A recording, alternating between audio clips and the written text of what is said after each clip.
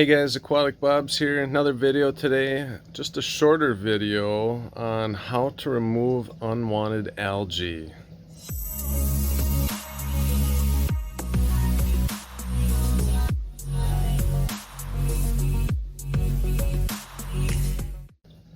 Alright, so this is a pretty commonly talked about issue in the hobby.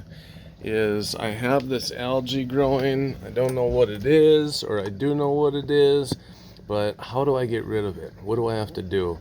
So just a few quick tips. Again, it's not going to be a long video, but you can even see I got still a little bit of algae still growing over here. Most of it has died off. A lot of people will tell you right off the bat, lower your nutrients, lower your nutrients. And while there is some truth to that, too much nutrients and too much light definitely can cause algae to grow. Sometimes it's targeted light. So certain ripples on the surface of the tank, or if light is reflecting or bouncing off of the glass or added fixtures in your tank like this, and it bounces off and hits a part of the sand all day, it's hitting it harder. So that can make a big difference. But a lot of people will tell you just lower your nutrients, lower your nutrients. Well, one issue that I have with lowering nutrients is that it can cause beneficial bacteria to starve out in your tank that also depend on those nutrients. So we're starting to find more and more in the hobby that bottoming your nutrients out actually starves out your tank, coral and beneficial bacteria included. So when that beneficial bacteria is starved out, all of a sudden there's not as much bacteria in your tank to compete with the algae. So the algae can start growing freely because it's primarily photosynthetic, and the bacteria doesn't grow by light and photosynthesis, the algae does. So if you take out the common denominator, the algae is going to grow because of the light, and the bacteria is going to continue to die because there's no nutrients or not enough. So I'm going to propose something different and say one good way to get rid of algae in your tank is actually maybe raise your nutrients a little bit. Get an accurate test kit. I use Hanna checkers. I check phosphates and nitrates almost religiously now. And because you can see I have some cyano and some other unwanted algae growing here, and although the bryopsis and the hair algae are starting to go away, these ones have been a little tougher to battle. But my nutrients had bottomed out. My phosphates were 0.01 to 0.02, and my nitrates were undetectable. So a little over a month ago, right about a month ago, I got the test back. I had sent in an ICP test, and everything was pretty much at zero. So I started dosing nitrates. I've been dosing Neo-Nitro, Brightwell Aquatics, and I've also been dosing Neophos by Brightwell Aquatics. And since I've started dosing, I've actually seen a huge improvement. I mean, my cyano, if you go back to some of my older videos, had spread almost the whole bottom of the tank. It had started to cover up a lot of my rock work, higher up in the tank, underneath the edges, some of the sides, and it really got to the point where it was really nasty. So there's been a lot of improvements. Another way that something that will really help that I'm about to set up is a UV sterilizer. You might have heard that dinoflagellates is one of the algae strains. Well, a lot of the strains of it are single cell, and they can actually be killed with a UV sterilizer. I know that some other algae, as long as it's, what is it, free floating or free swimming algae or something like that, can go through and it can kill it. And so this type of algae I see on the bottom, it goes away at night, comes back during the day. So I'm not so entirely sure which strain it is, but I definitely am going to be hooking up a UV sterilizer, so that's another way. Another thing again is to possibly lower your lights. Now that can be troublesome, it can be risky.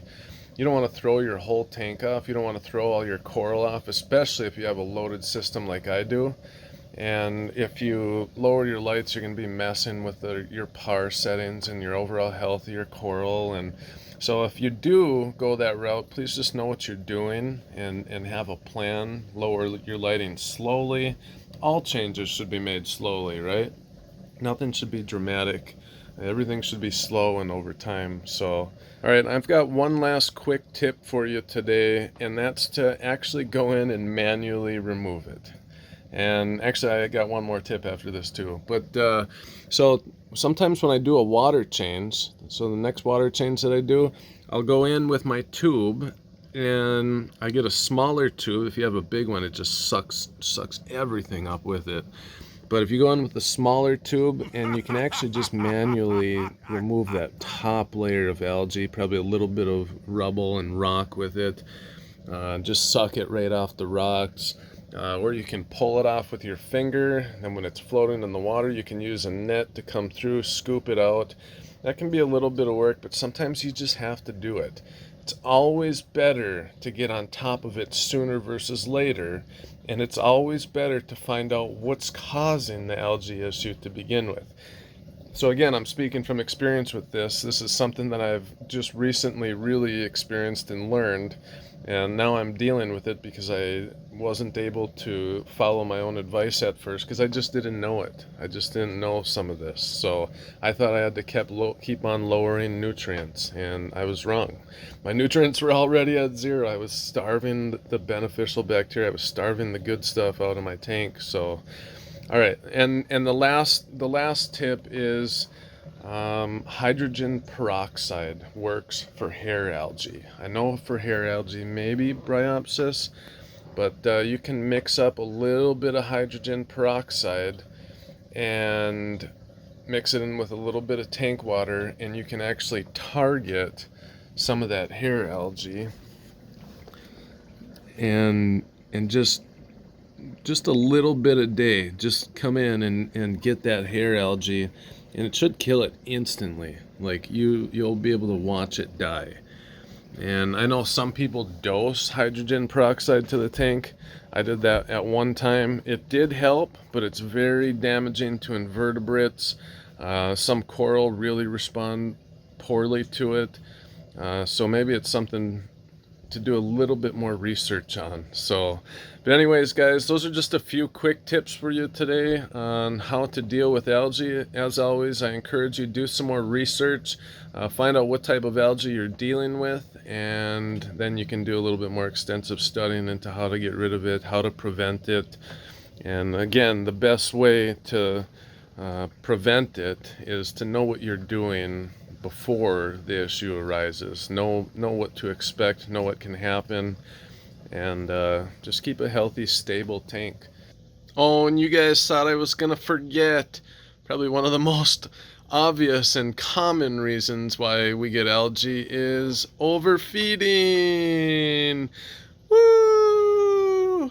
Yeah, we want the fish to be healthy and we want them to be happy. But man, these guys are really good deceivers. Look at them right now. It's not focusing because my glass has film algae on it. Which film algae just always will be there. So I used to look up tons of videos on YouTube how to get rid of film algae, how to make it so it doesn't come back. If you figure that out, you let us know, please, because film algae, it's just always there. Always. I know UV sterilizers can help with that too, but yeah, so overfeeding I've heard someone say once, and I definitely don't recommend this and I don't agree with it at all, but fish can go 30 days without eating, without feeding them. They'll actually just scavenge around the tank and eat algae and leftover junk and whatever. But I know a lot of people, though, who go a day or two without feeding their fish. And, you know, the better the equipment is in the hobby right now, the more we can actually add to the tank and not worry about excessive nutrients building up. But still, that's something to keep in mind, is if you don't have a really high quality skimmer that is capable of skimming out your tank's excess nutrients, and if you don't have a refugium that can outcompete the algae, and I mean, if you don't have some of this stuff, you really do have to keep an eye on your feeding. And I mean, it's plenty to feed your fish one time a day. A small pinch of flakes, or just enough pellets so that they each get a couple, or some frozen food, and just dump it in the tank, and the corals will eat a lot of the leftovers too. But be careful when it comes to overfeeding, because your fish will always tell you that they're hungry. They'll always look hungry. It's just like dogs. Dogs love to eat, and they just keep eating. They'll eat your table scraps all day long. Even when you're not looking, they'll jump up on the table. Our dog Honey's done that a few times. She got in trouble for it. But yeah, guys. So let's continue to learn, and yeah, appreciate you guys watching. Have a great rest of your day. Aquatic Bob's out.